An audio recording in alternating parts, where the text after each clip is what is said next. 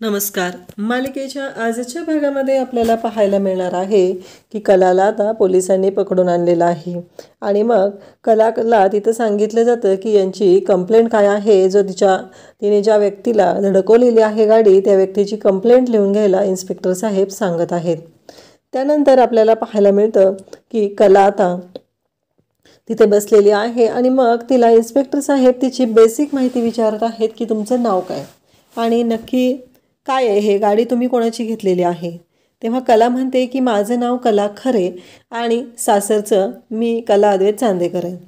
त्यावेळेस इन्स्पेक्टर साहेब म्हणतात, काय बोलताय तुम्ही, चेष्टा मस्करी करताय की काय.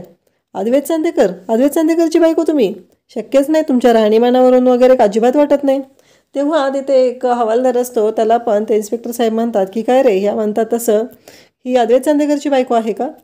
तेव्हा ते म्हणतात की नाही, शक्यच नाही अद्वैत चांदेकरची बायको असणं, असं बोललं जात असतं. तेव्हा मात्र इकडे ते म्हणत असतात की काही झालं तरी ही गोष्ट पॉसिबलच नाही की तुम्ही अद्वैत चांदेकरची वाईफ आहात. हे जेव्हा बोललं जातं तेव्हा मात्र कला म्हणत असते की दुर्दैव आहे माझं, पण मी अद्वैत चांदेकरची बायको आहे.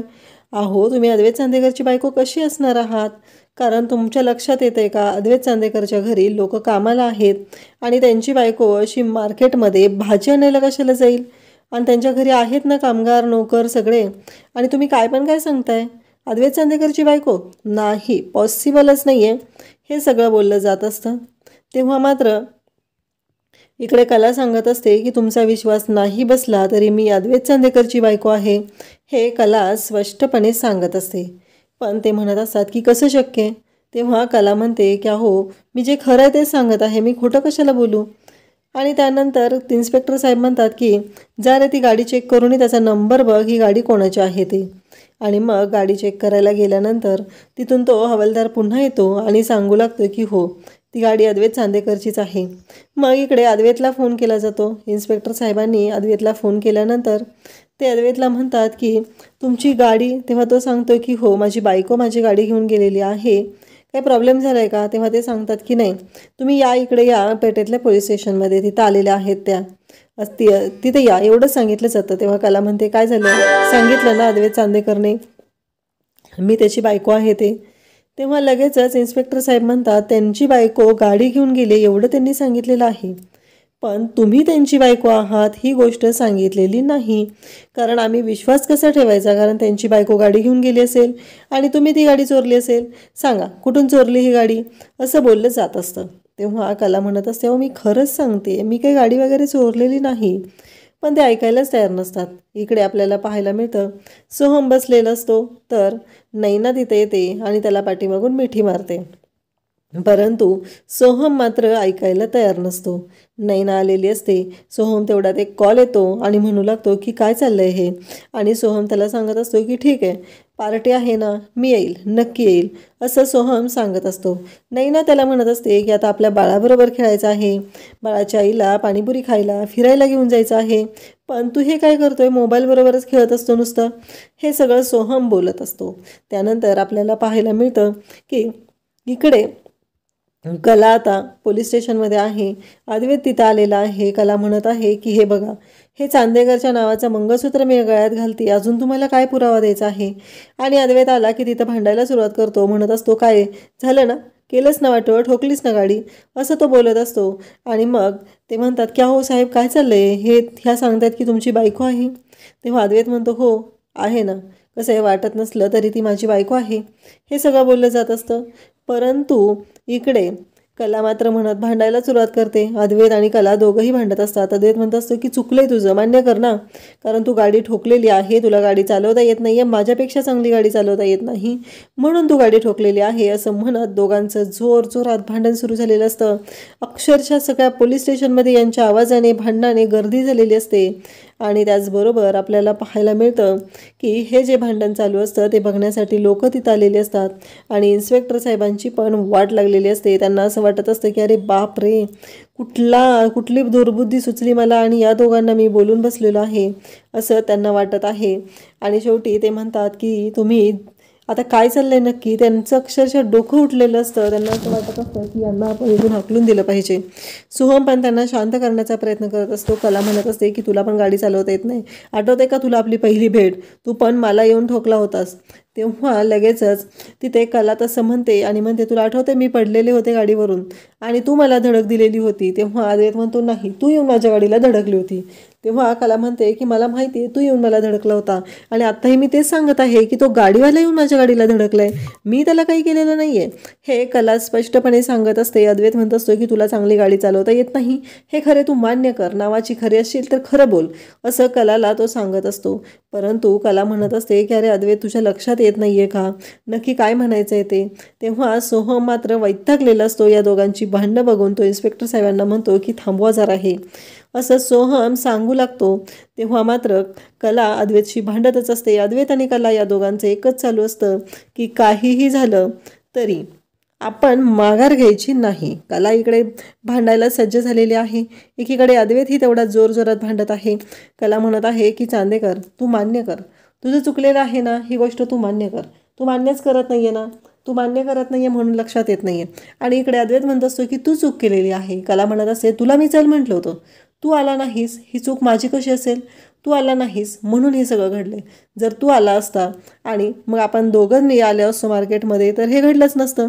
कला स्पष्टपणे सांगत असते. कलाचं असं म्हणणं असतं काहीही झालं तरी तू आला नाहीस म्हणून ही गोष्ट घडलेली आहे, हे कलाचं म्हणणं असतं.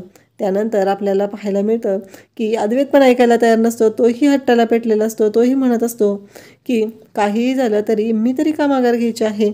आणि त्यानंतर इन्स्पेक्टर साहेब म्हणतात की बास, अक्षरशः त्यांचं डोकं उठलेलं असतं आणि कला अद्वैतनी भांडून धुडगूस घातलेला असतो. ते म्हणतात की काय चाललंय, हे तुमचं घर नाही आहे, लक्षात येते का, तुम्ही बाहेर आहात, या गोष्टीचंही तुम्हाला भान नाही राहिलेलं, हे सगळं बोललं जात असतं. तेव्हा मात्र इकडे बाहेर आल्यावर सोहम म्हणतो की तुम्ही गाडीने या, मी बाईकने जात आहे, असं सोहम सांगतो आणि तिथून निघालेला असतो.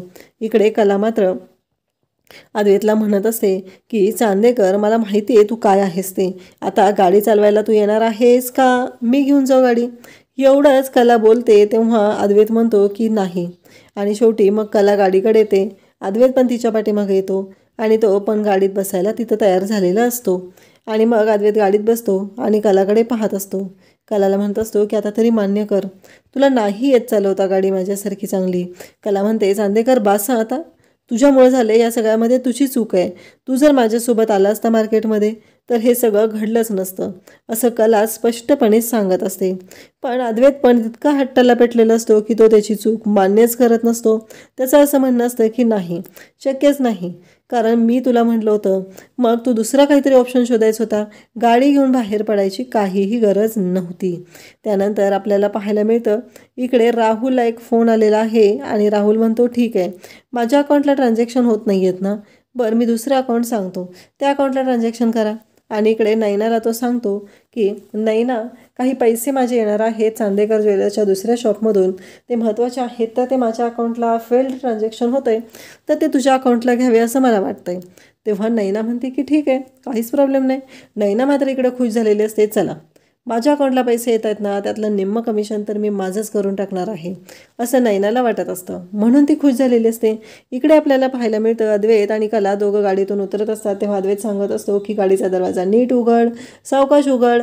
मग कला त्याने सांगत आहे त्या पद्धतीनं करत आहे आणि अगदी अलगद दरवाजा उघडते. तेव्हा मात्र अद्वैतला खूप राग आलेला असतो आणि अद्वैत म्हणत असतो की तू दरवाजा का आदळलास, तुला माहिती आहे का गाडी कशी वापरायची, गाडीची किंमत, तुझ्यासारख्या लोकांना काय कळणार आहे. तेव्हा कला म्हणते हो, पण एक गोष्ट लक्षात ठेव, तू पैशाची श्रीमंती दाखवता माझ्या मनात असलेली तुझी किंमत कमी चाललेली आहे, हे तू लक्षात घे. तुम्हाला प्रत्येक वेळेस किंमत दाखवत असतोस ना, पण आणखी एक गोष्ट तुला सांगत आहे की या सगळ्यामुळं तुझ्याबद्दलचं माझं मत काय झालेलं आहे, तुझ्याबद्दलची माझ्या मनातली किंमत किती कमी झालेली आहे याचा विचार तू कर, असं कला ठणकावून अद्वैतला सांगत असते.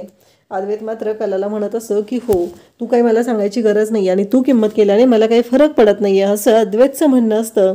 आणि कला मात्र अद्वैतला म्हणत असते की हो बरोबर आहे चांदेकर तुझं. आणि कलाला पण या गोष्टींचा राग आलेला असतो. आणि त्यानंतर आपल्याला पाहायला मिळतं की कला म्हणते की चांदेकर बास झाला, आता तू तुझी ना खरंच तू ना खरंच मूर्ख आहेस. या भाषेमध्ये कला अद्वैतला बोलत असते, कारण प्रत्येक वेळेस तुलाच कळत असतं तू खोटारडा आहेस, तू खोटारडा आहे म्हणून हे सगळं घडत आहे. अद्वैत मात्र कलाला ठणकावत असतो. काहीही झालं तरी तो कलाला म्हणत असतो की तुझ्यामुळेच हे सगळं झालेलं आहे, आणि कलाही ते मान्य करायला नसते. कलाचंही असंच म्हणणं असतं की हे सगळं जे झालेलं आहे ते तुझ्यामुळेच झालेलं आहे. आणि तेवढ्यात अद्वैतला आबा येताना दिसतात. कला अद्वैतला खोटारडा म्हणून गेलेली असते. त्याचबरोबर तिने एवढंही सांगितलेलं असतं की काहीही झालं तरीही आत्ता जे काही घडत आहे त्याच्यामुळं एक गोष्ट कलाला कळलेली असते, ती म्हणजे की कला ही जी आहे तिच्याकडून काही चूक झालेली नव्हती असं ती म्हणत आहे. पण अद्वैत मात्र तिला सोडवण्यासाठी आलेला असतो. आबांनी अद्वैतला चांगलंच पकडलेलं असतं. आणि त्यानंतर आपल्याला पाहायला मिळतं की आबा इकडे म्हणत असतात की मला तुमच्या दोघांशी बोलायचं आहे. उद्याच्या भागामध्ये आपल्याला पाहायला मिळणार आहे की आबांनी कलाला सांगितलेलं आहे की या घरची मूर्ती घडवायचा मान मी तुला देत आहे. आता देवीचा उत्सव आणि त्याचबरोबर नवरात्र दोन्ही एकत्रच येत आहे, तर मला असं वाटत आहे की तू या घरची मूर्ती घडवावीस. तेव्हा कला आबांकडे पाहतच राहते आणि आबांना म्हणते की आबा, मागच्या वर्षी मी देवीच्या उत्सवात मूर्ती बनवली, तो माझा मान होता. आणि आत्ता चांदेकरांची सून या नात्याने चांदेकरांच्या घरच्या देवीच्या उत्सवाची मूर्ती बनवण्याचा मला जो मान दिला जात आहे तो मी माझा बहुमान समजते, असं कला सांगत आहे. त्यानंतर आपल्याला पाहायला मिळतं की आबाही खुश झालेले आहेत. कलाने पण ही गोष्ट मान्य केलेली आहे की तिनं चांदेकरांच्या घरची मूर्ती घडवण्यासाठी तयार आहे. हे सगळं जेव्हा घडत असतं तेव्हा अद्वैत सर्वजण तिथं असतात, पण सगळ्यात जास्त धक्का बसलेला असतो तो म्हणजे रोहिणी आणि सरोजला. रोहिणी लगेचच सरोजकडे वळून पाहत असते आणि आता चांदेकरांच्या घरची देवीची मूर्ती बनवण्याचा पुन्हा एकदा मान कलाला दिला जात आहे.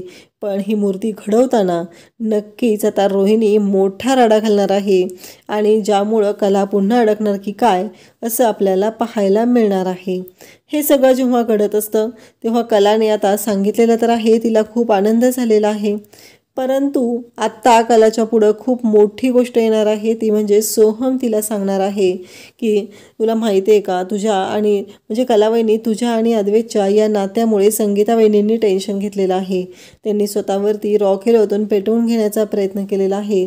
या सगळ्या गोष्टी कलाला आता सोहम सांगत आहे आणि त्यावेळेस कलाला धक्का बसलेला आहे. कलालाही कळत नाही आहे की नक्की काय झालेलं आहे. आणि कला सोहमला विचारते म्हणजे तुला काय म्हणायचं आहे. तेव्हा सोहम सांगतो की हो, मला जे कळलं आहे ना तेच मी तुला सांगत आहे. संगीता काकूंना तुमच्या या नात्याबद्दल कळलेलं आहे आणि त्यांना खूपच त्रास होत आहे. आणि त्यांना जो त्रास होत आहे त्यामुळं त्यांनी स्वतःला पेटवून घेण्याचा प्रयत्न केलेला आहे. त्यामुळं कलावहिनी तू जरा बघ, त्यांच्याशी बोलून बघ आणि तुझं आणि दादाचं जे नातं आहे त्याबद्दल विचार कर, असं सोहमने कलाला सांगितलेलं आहे. आता अद्वैतची कला पुन्हा व्यवस्थित वागणार का आणि आपल्या आईला पटवून देणार का की आमचं नातं हे तकलादू नाही आहे, तर आम्ही खरंच मनापासून ते नातं निभवत आहे. ही गोष्ट कला आईला कशी पटवून देणार हे आपल्याला पुढे पाहायला मिळणार आहे. अशाच अपडेटसाठी चॅनलला सबस्क्राईब करा. थँक्यू.